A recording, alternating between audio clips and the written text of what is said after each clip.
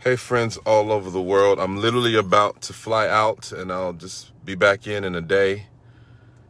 I tremble as I share this word with you because I didn't want to talk about this anymore. And I won't be speaking about it again. But I want to share this shocking word with you about our nation, about what's going on, about everything. And I need you to listen very carefully and hopefully maybe share it with a friend. As I was praying today, and I'm gonna start backwards. So I'm gonna talk about the Biden prophecy, and I also want to talk about the truth about Trump. Now you have to hear what I'm saying because this is one of the most important things I'm going to say on this. So I want to start with the Trump part, the truth about Trump, and I want to start with this because this is so important. You know, as I've been praying and I've been really seeking God and just contemplating and spending time with him, one of the things that I've realized about this season that we're in, and I've said this before, this has been a season marked with great deception, a season marked with great manipulation. And if you remember, toward the middle and end of 2020, we had the pandemic, we had all these things going on, but the rhetoric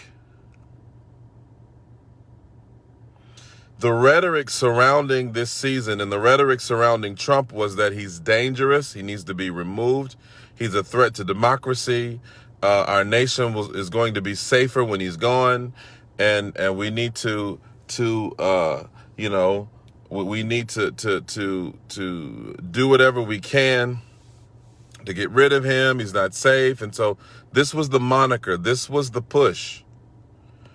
But it's interesting to me, and I'm not trying to be political here, but I'm going to move on to the prophecy.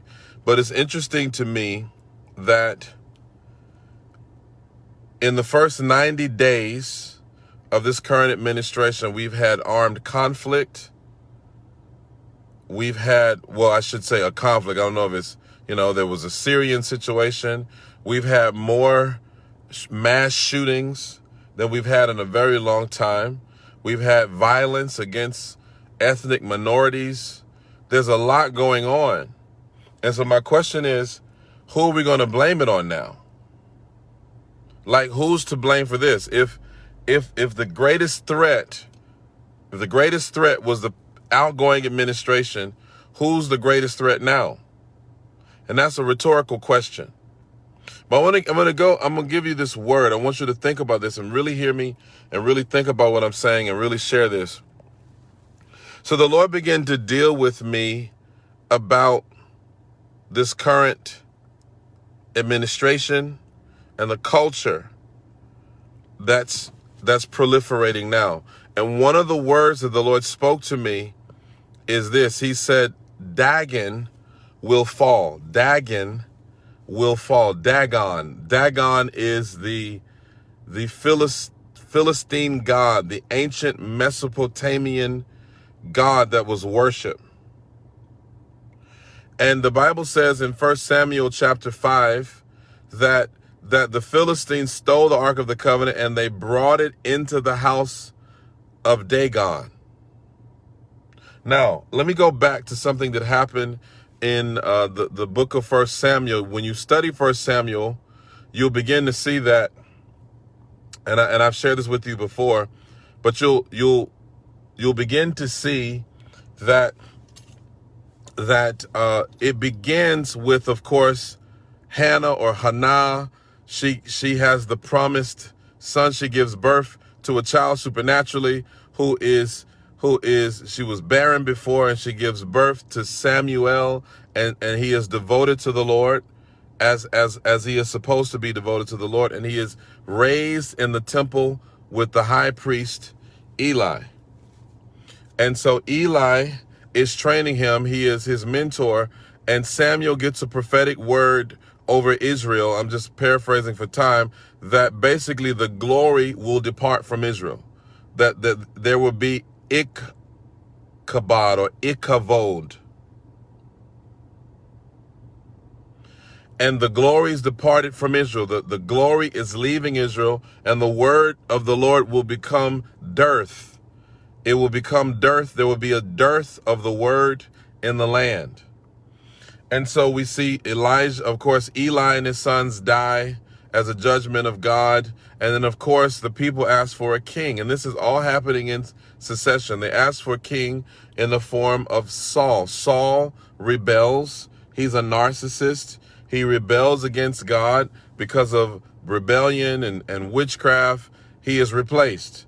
And then David arises. And when David comes back on the scene, we see a couple of things happening. We see this process that the Philistines stole the ark, and now the ark needs to return into the house of Obed-Edom. Okay? And eventually come back into the possession of the Israelites.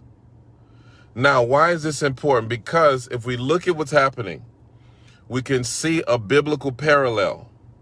We see that in many ways, when we look at America, the glory of God departed from many houses of worship.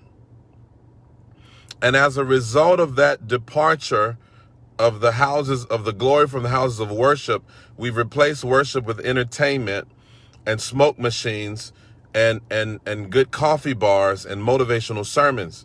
And because of this departure of the glory, what has happened is that the people in turn demand a king. Now, this is important because I'm coming to this part of the whole issue of Dagon and how that applies here. The fact of the matter is that because of this dearth of the presence and glory of God, what happens is that the people begin to forsake the ark of God, to neglect the ark of God, and as a result, the ark is stolen. I'm saying something, you got to hear what I'm saying. The ark comes into the presence of Dagon, and Dagon falls on his face before the ark. The idol. Dagon is a half man, half fish. He's a merman. He's a fertility god. One of the roots of his name means cloudy, right? He is a god that was worshipped to bring the rain, to bring the harvest. He is half man, half fish. A demon that they're venerating. And this demon is erected, and this demon is venerated, and this demon is worshipped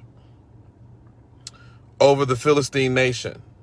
And when the ark comes into the house of worship, which represents the principality that governs that nation, that demon or that deity or that idol falls to the ground, and ultimately his head and legs are cut off. This is important to understand. His hands, his head, and his legs are cut off, which represents his power, his influence in the culture.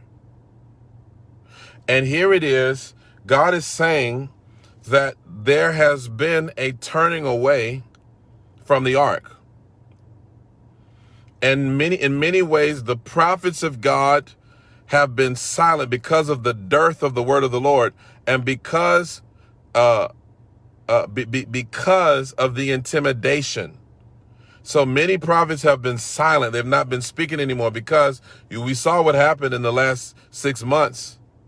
Don't you dare say anything don't you prophesy anything political, because, if you're deemed a false prophet, we're going to shut you down. And so this silence, watch this, has caused a theft, a spiritual theft, a spiritual abduction of the voice of God. Because the powers that be are intimidated by the voice of God. They're intimidated by the prophets. They're intimidated by prophetic voices.